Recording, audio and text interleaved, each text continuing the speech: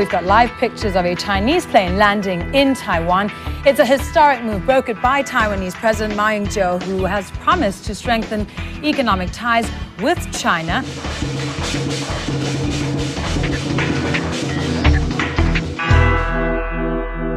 What did that day mean to you and to Taiwan?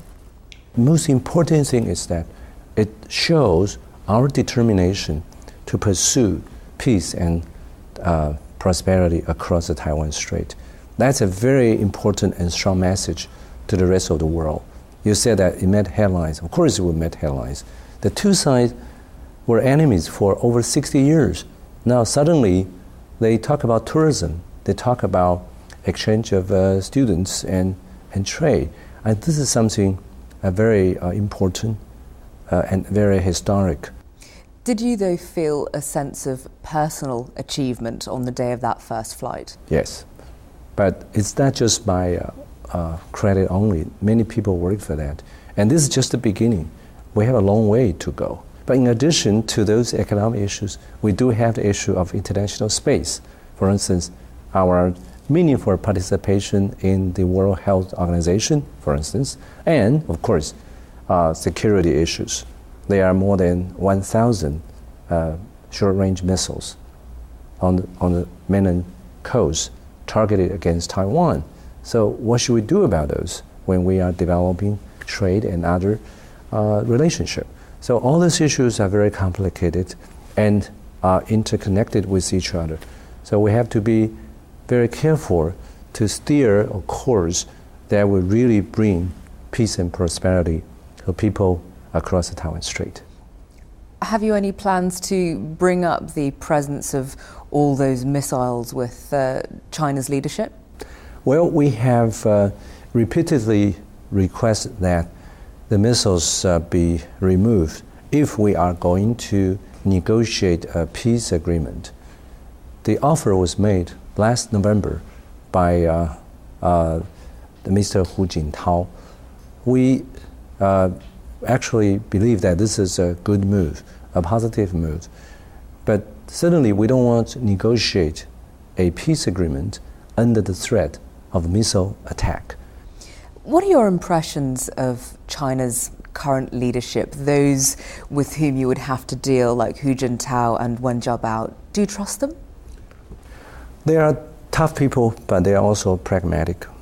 Compared to their predecessors, they still stick to their traditional concepts, but they are willing to demonstrate their sophistication by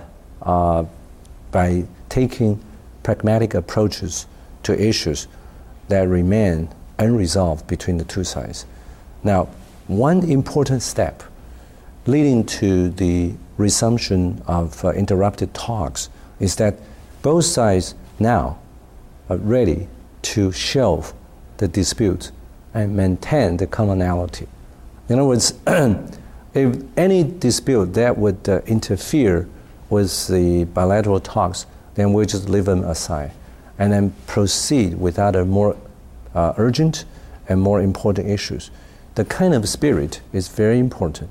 Has there been any suggestion by either yourself or Beijing that a meeting between you and Hu Jintao will one day take place? No. I don't think this is a issue of any urgency. We just started to talk to each other through organizations we established exactly for that purpose, the Strait Exchange Foundation and the Association for Relations Across Taiwan Strait. Those arrangements were designed to avoid the possibility of having the leaders of the two sides meeting with each other when time is not yet ripe. So I think we don't have to worry too much about that. For instance, what we concentrate our attention on today is to have those, what I call institutionalized negotiation going on smoothly so that we can solve a lot of problems that should have been solved 10 years ago. So if Hu Jintao rang you up today and said, hey, let's talk, you'd still say no? Oh, we are talking, but not by ourselves, by our what we call white gloves. We are already shaking hands, but with white gloves on our hands. That is political speak if ever I heard it.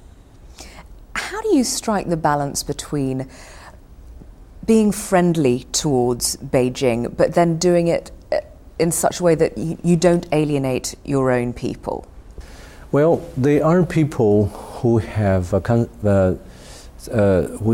reservations about opening up relations with the mainland, but I think the majority of people support that. If you look at my opinion polls in the last 2 months, roughly almost 80% of people approve of our accomplishments so far. Certainly, every step we make, we will try our best to let people know and consult with them.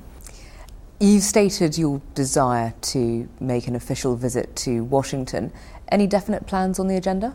No, I don't think current regulations on the part of the U.S. government would allow me for such a visit. President, Vice President, Premier, or Foreign Minister may not be able to go to the United States. And some other countries have imposed similar restrictions. But certainly we hope they will relax that a little bit as relations between Taiwan and mainland continue to improve. We have made very clear that we stick to the policy of no unification, no independence, and no use of force. By no unification, we mean we will not engage the other side on unification talks during my tenure of office. No independence means we will not pursue the de jure independence of Taiwan. And no use of force needs no explanation. And so the whole idea of cross-strait relation is based on the structure of our constitution. Washington is Taiwan's closest ally. How do you think that you'll get on with either President Obama or President McCain? Well, we don't know which one will eventually get elected, but whoever get elected, they certainly will look after the American national interest in this part of the world. Only by enforcing the policy that I have just outlined could they make friends with both Taipei and Beijing. I think what we've been doing in Taiwan in the last 2 months basically fit into their policy. They don't want to see quarrels or other differences between Taiwan and mainland, which will lead to instability and even hostility. And I've made very clear that I'm not going to be a troublemaker. I'll be a peacemaker. So I'll make peace with the mainland. I'll make peace with the rest of East Asia. And so far, I think the area, the region, are quite pleased with the development across Taiwan Strait.